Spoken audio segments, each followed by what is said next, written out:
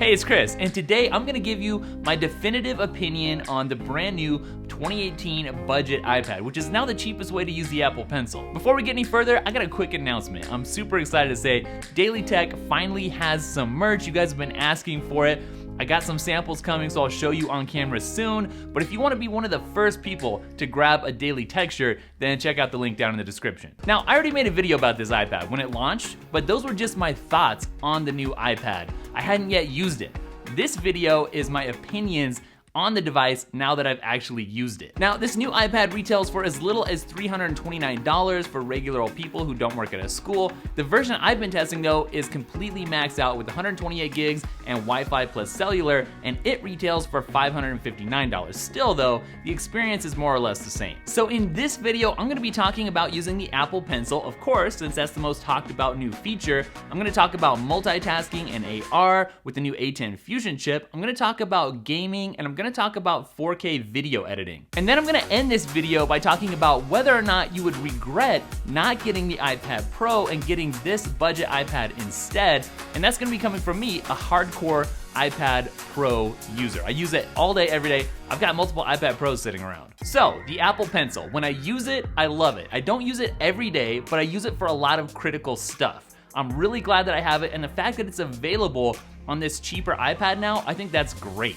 Here's what you need to know about using the Apple Pencil on the budget iPad. There is a screen gap, it's not a laminated screen like on the Pro, and the refresh rate is definitely slower than the Pro. Here's what that means. When you're using the Apple Pencil on this new budget iPad, when you're writing, the tip of the pencil is a little bit further away than where the digital ink flows out, if that makes any sense. And also, there's a slight delay compared to the iPad Pro in terms of how fast that ink flows out. Now, technically, both of those aspects are worse about this budget iPad compared to the Pro, but honestly, unless you're like an artist, I don't think you're really gonna notice or mind or care all that much, maybe even at all. And you can't really notice unless you have both devices side by side. When you're using it, you're just using it. You're not like, wow, is this a few milliseconds faster or anything? No, I mean, it's still cool to use. And to be honest, I'm actually pretty impressed with how this works. I thought it might be a little bit worse than it actually is. It's actually pretty good. I don't notice that they're like, oh, there's a gap, or that it's slower. No, I mean, it's pretty good. One of my all-time favorite iPad features is here on the budget model, and that is instant notes, where you can just create a new note from the lock screen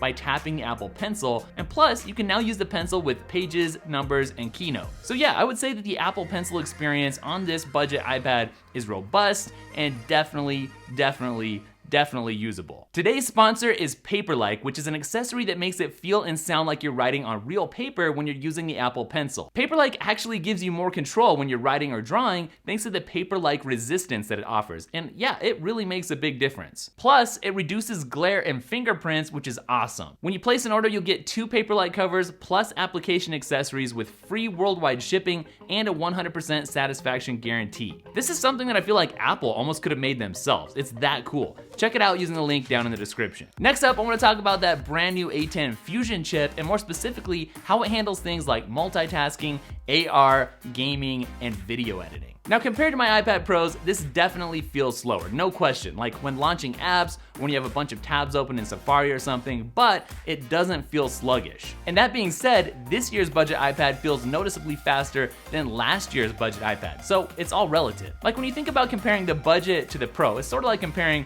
the Honda Accord to a Ferrari. Of course, one is faster than the other, but they're both gonna get you from A to Z comfortably. Multitasking on an iPad, like I've said over and over and over again, is great. It's great here on the new budget iPad, and even though the screen's smaller than the Pros at 9.7 inches, yeah, I mean, it's still really nice and smooth. But seriously, being able to manage files and drag and drop things, it's more than convenient. It makes for a powerful workflow, and it feels pretty snappy with this A10 Fusion chip.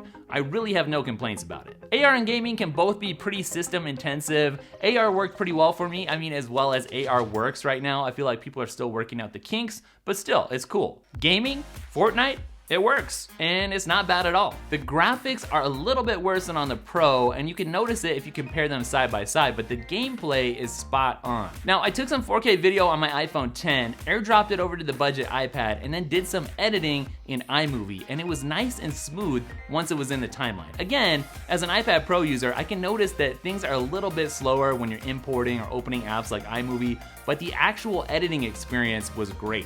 Again, it's kind of funny. You can edit 4K video on this iPad, but you can't shoot 4K video because it only shoots 1080p. But if you have an iPhone, you can shoot 4K there and then import it or export it or airdrop it, get it over to the new budget iPad and edit it there. And that's actually a pretty usable workflow. And now we get to the big question, which is, would you or will you regret not getting an iPad Pro and going with this budget model instead? And this is a multifaceted, nuanced question, but I think I have a pretty good answer. Right now, I think it might be kind of hard for some people to see why they should get the iPad Pro over this budget iPad.